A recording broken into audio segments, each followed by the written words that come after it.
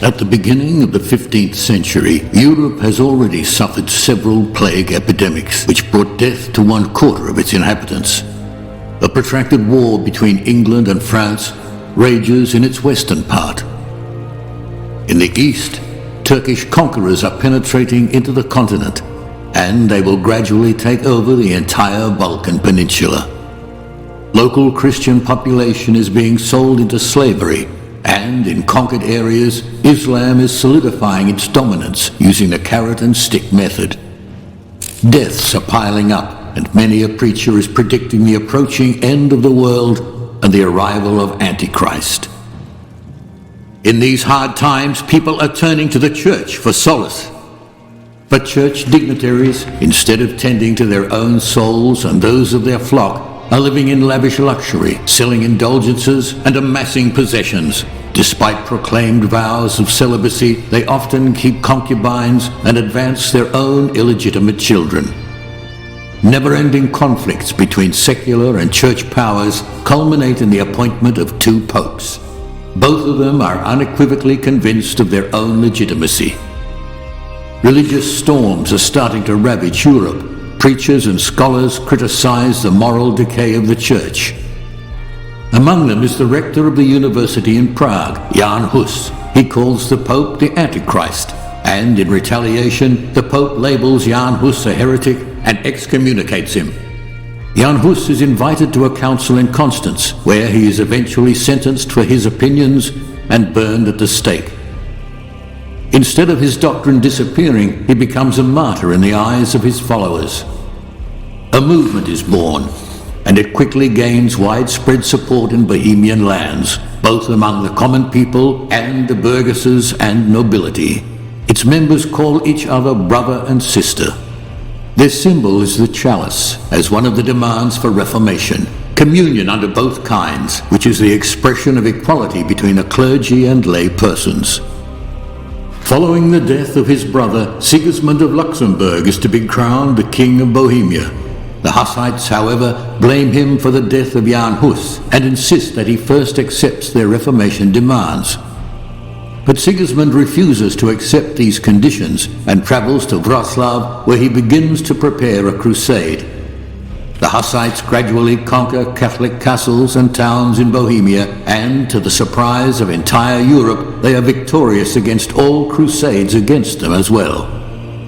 Then they go on the offensive. At the beginning of the year 1428, they storm into Silesia through the Moravian Gate.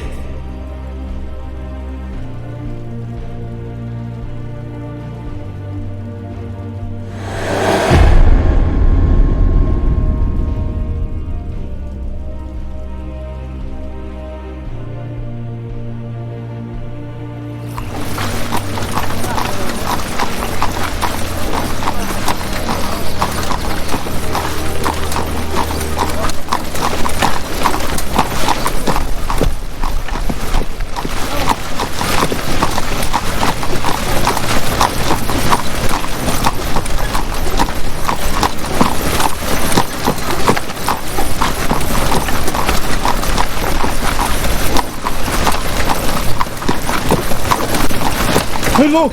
Rosdorf is in sight now! We're getting close. Brother Hynek, Brother Prokop sends a message that you should join him and the other commanders at the head of the army. Tell him I'll be there shortly. Straw, you're in charge. Of course. Go on.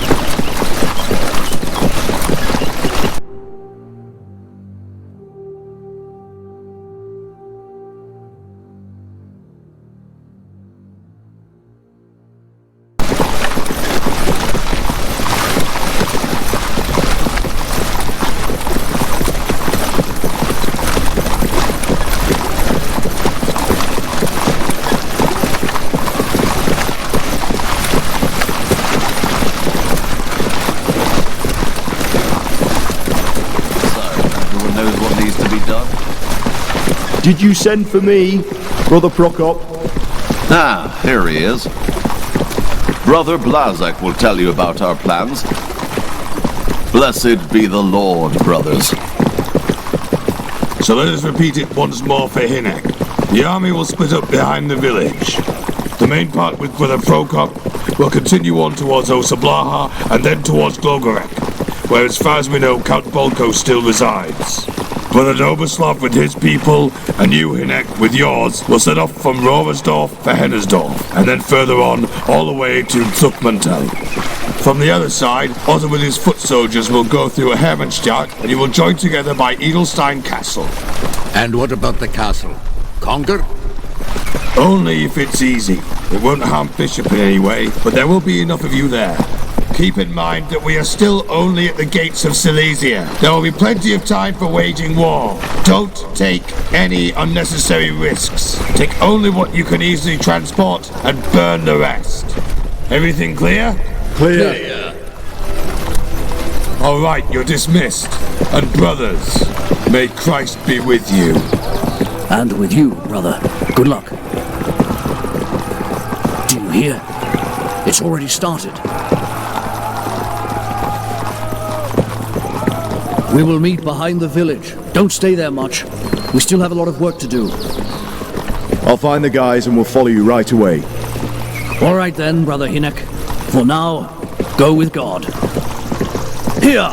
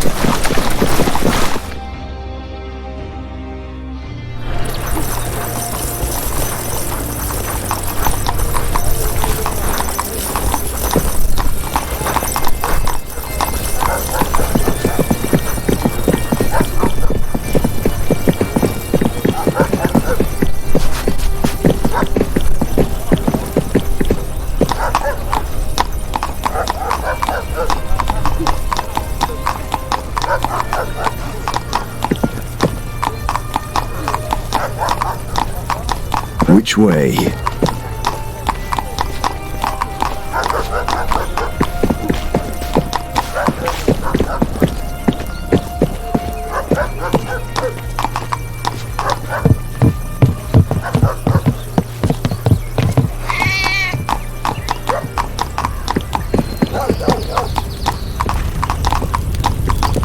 Straw! Hinek, look what we have here. Local hero. Leave me alone! Heretics! Devils!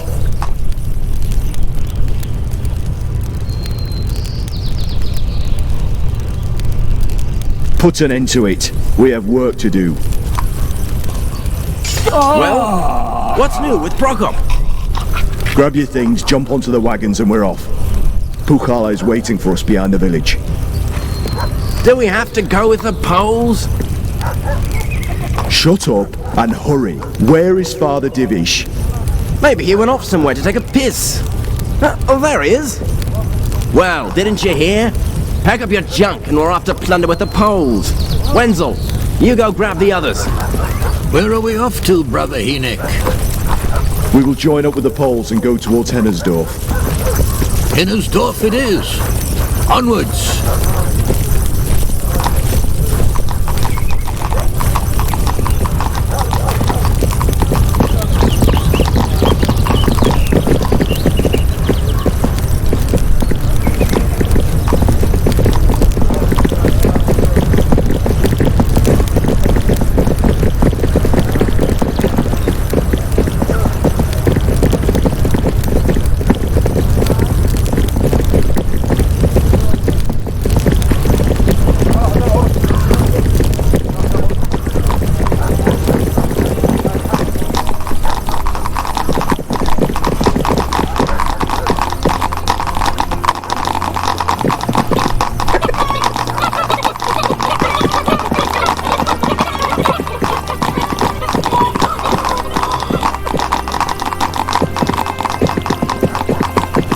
I have to cross the river. I can't get to Pukala this way.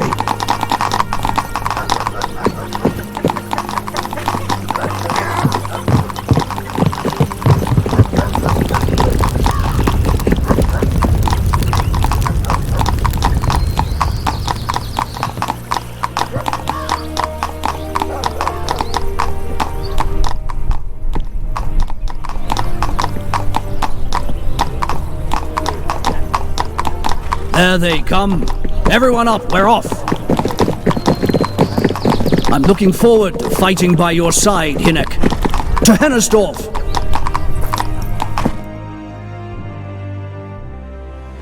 We're here. Charge them, brothers. Pir Pritzig Bracha! For the truth and the greater glory of God Almighty. Yeah.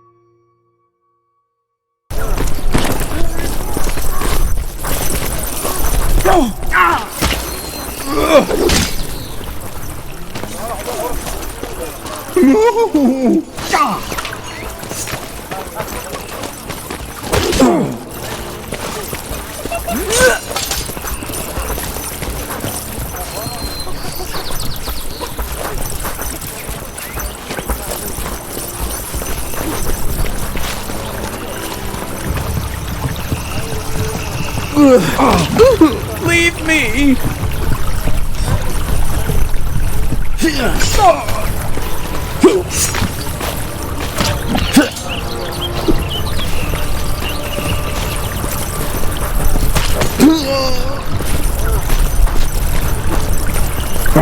Brother! Here!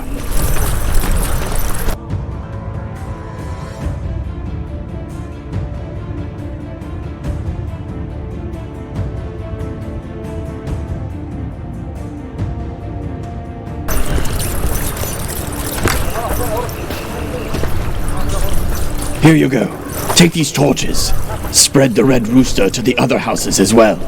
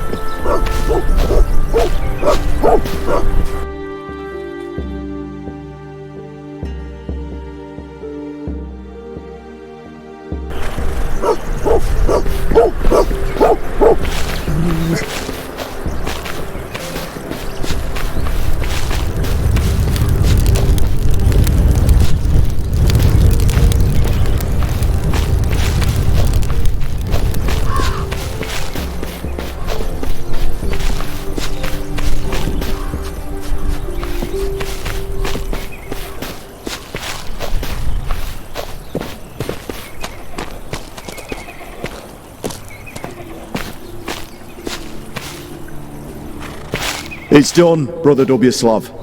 It's getting dark. We should start thinking about where we're going to camp. We're too exposed here. We should find a safer place, somewhere near Jarostorf or Petersdorf. The night will be lit by fire. Bratovutsa! Bratovutsa! Smoke! In the west! Really? It's in the direction of Jannersdorf. None of the brothers were supposed to be there, were they? They were not. The only things that should be on fire around here are things that we set fire to ourselves. Get out of there, you swine! Get out of there! Heretics! God will punish you all with his merciless hand! God is already punishing, and as his instrument we punish all who do not live according to God's law. Leave me alone! I know the bishop himself! You'll regret this, you monsters of hell! For whilst they trust in idols which are without life, though they swear amiss, they look not to be hurt.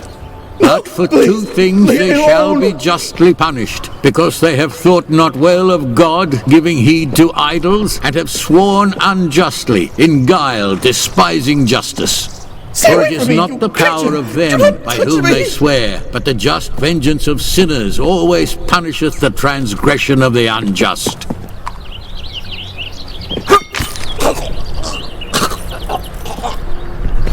Brother Hinek, take your people, get the horses, and go there. If the bishop's people are coming from the west, we must be prepared. Maybe it's the soldiers of Elderstein Castle. The devil knows how much the crew Conrad left there. Just take a look and come right back. We'll finish up here in the meantime and get ready to march. Understood.